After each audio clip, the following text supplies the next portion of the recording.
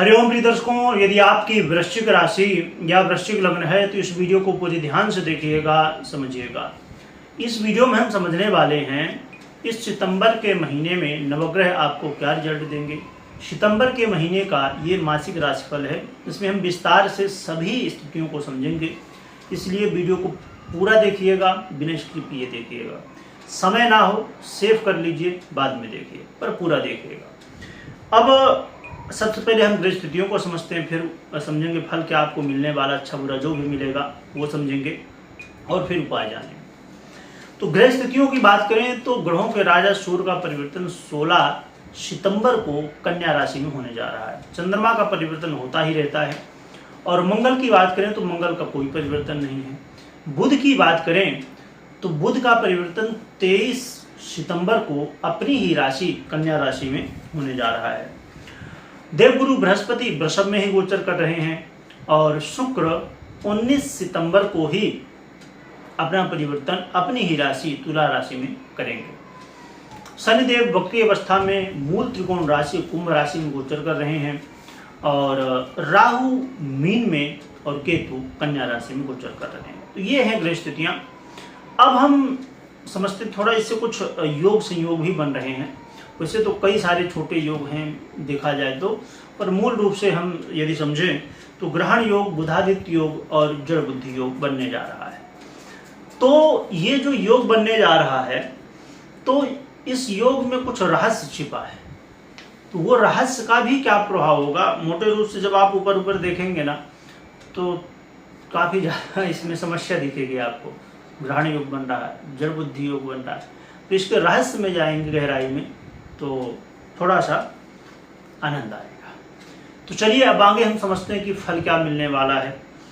तो ये जो वृश्चिक है इनकी शनिदेव से भी थोड़ी इस समय समस्या चल रही है ना, दैया का प्रभाव चल रहा है। तो इस समय स्वास्थ्य को लेकर थोड़ा सा इस समय आपको चिंतित होना चाहिए।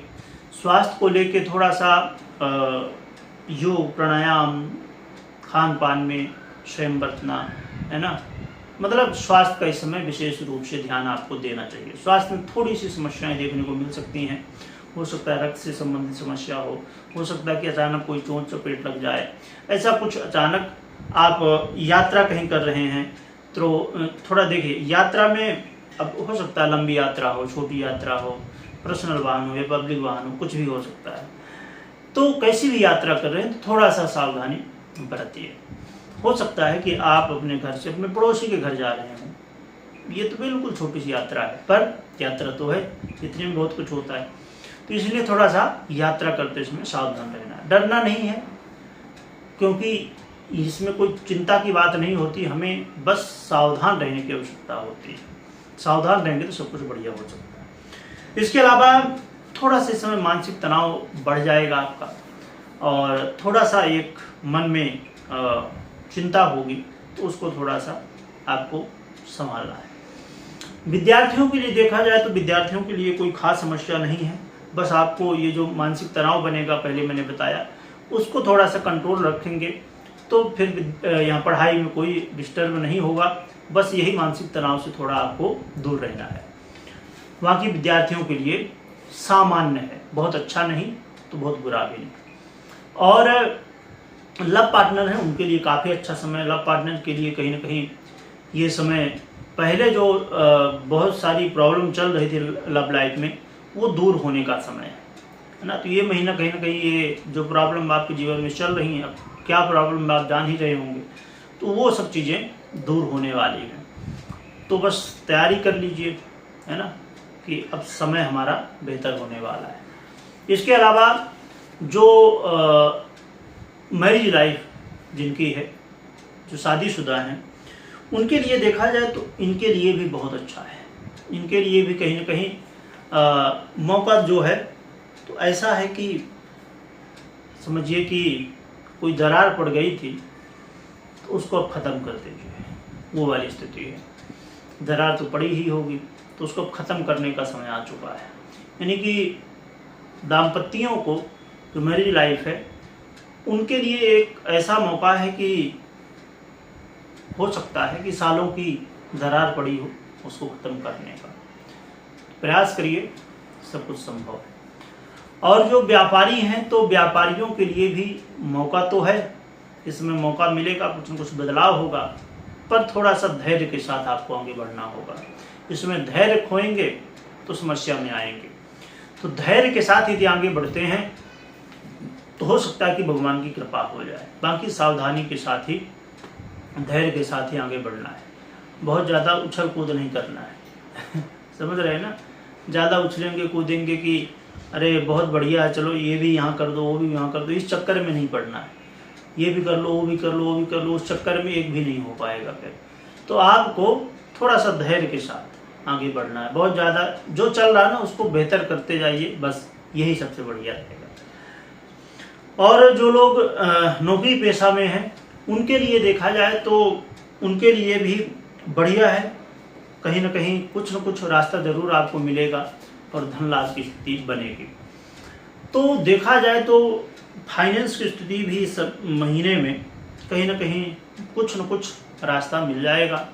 और रास्ते में भी अचानक कोई रास्ता मिल सकता है, अचानक कोई बदलाव हो सकता है, अचानक कोई लाभ हो जाए, ऐसी स्थितियां बनने वाली हैं। तो चिंता नहीं करना है, बस कोशिश करना है और ध्यान देना है कि मौका कब मिल रहा है ना, तो उसका फ़ायदा उठाना है, सही मौका।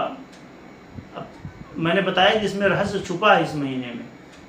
अब एक शब्द आपने जो थंबनेल में पढ़ा होगा कि इतिहास है ना अब बनने वाला है, तो ये रहस्य ही है जिसमें इतिहास बन सकता है। अब आने वाले समय में जो ग्रहों की वीडियो आएंगी अलग अलग, हो सकता है उसमें कहीं ना कहीं ये बात आपको क्लियर हो जाए। तो काफ़ी बढ़िया समय है, एक मौका है जिसका फ़ायदा उठाना चाहें फाइनेंस के लिए उठा सकते हैं।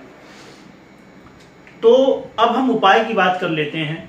तो उपाय की बात करें तो उपाय के रूप में आप हनुमान जी की आराधना कर रहे हैं, नहीं कर रहे हैं तो करना शुरू कर दीजिए। बाकी कोई दूसरा उपाय करने की आवश्यकता नहीं है, हनुमान जी की ही आराधना करिए। और हनुमान जी की आराधना में सबसे महत्वपूर्ण होता है राम नाम का जप। तो ये करते रहेंगे, राम नाम का जप करते रहेंगे तो हनुमान जी भी प्रसन्न रहेंगे, राम जी भी रहेंगे, सब कुछ काम बन जाएगा। तो यही करना, बाकी कुछ करने की आवश्यकता नहीं है। और जो मैंने बताया कि धैर्य के साथ आगे बढ़ना, वो बात ध्यान रखिएगा। अब यहाँ पर